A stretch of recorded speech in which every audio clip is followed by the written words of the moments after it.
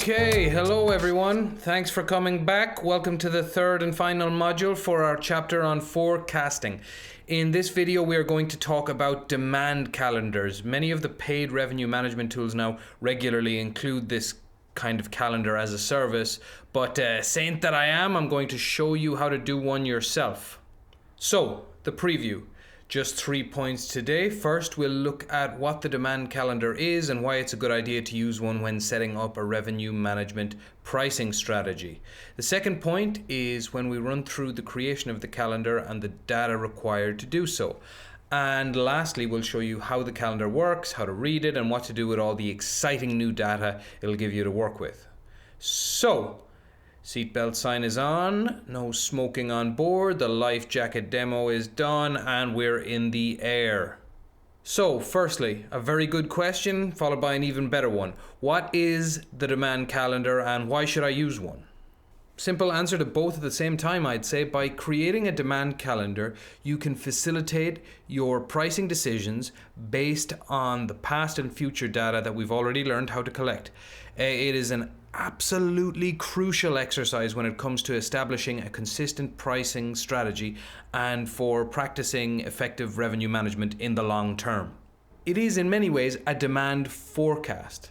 As mentioned, it ought to combine past statistics and planned events. It's a sort of fusion of the demand curve and the event calendar. So, horoscopes with statistics. Once again, the racehorse is your hotel and you're the guy at the track everyone's going to want to copy, but keep your notes to yourself. Because with the demand calendar, you can plan your staff timetables more efficiently to meet guests' needs. You can better manage your stocks, breakfast stuff, towels, soap, sheets, etc. You can estimate the future profitability of your property and apply the data to the present. Okay, you can increase your occupancy rate, and of course you can combine all of these to ultimately optimize your income. So that's the what and the why in the bag. Let's move on to the how. By which I mean, of course, how to create one of these bad boys, all right? By the by, and as you'll see, the data you dug up in the previous chapters will help you immensely in this one. So, firstly, in order to make a simple version of the demand calendar, it is useful to take data that may influence demand as well as past data that may tell you about trends in demands, okay? So, have handy last year's RevPAR, the value of demand in the past year available via the demand curve, a list of upcoming events and a basic forecast of demand, say low, medium, high, or very high, based on these three pieces of information.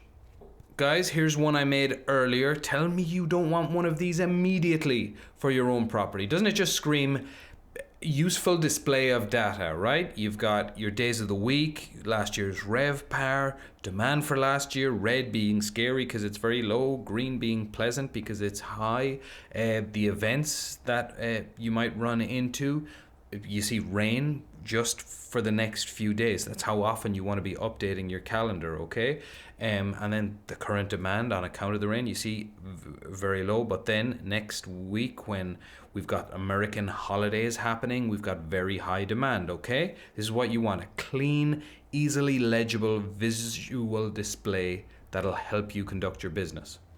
Okay, folks, stop over in Pause Town. I'm going to have a coffee and think about which fruits are best to dip in melted chocolate. You guys work on your calendar. Use the provided template to save yourself some time. See you in a bit. Okay, guys, we're back. For those of you who were paying attention, the answer is pineapple. Now let's cross out point 2 and mosey towards the finish line for chapter 3.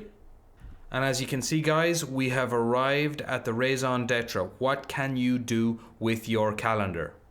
Now, to start with, as with your benchmarking, the key to making this process work for you is regularity. Okay, once you have it up and running, you'll need to update it. For example, when you hear of a new event that might see a surge in demand, ideally, you should have a look in once a week and update your calendar. The most important takeaway from the demand calendar is the current demand value.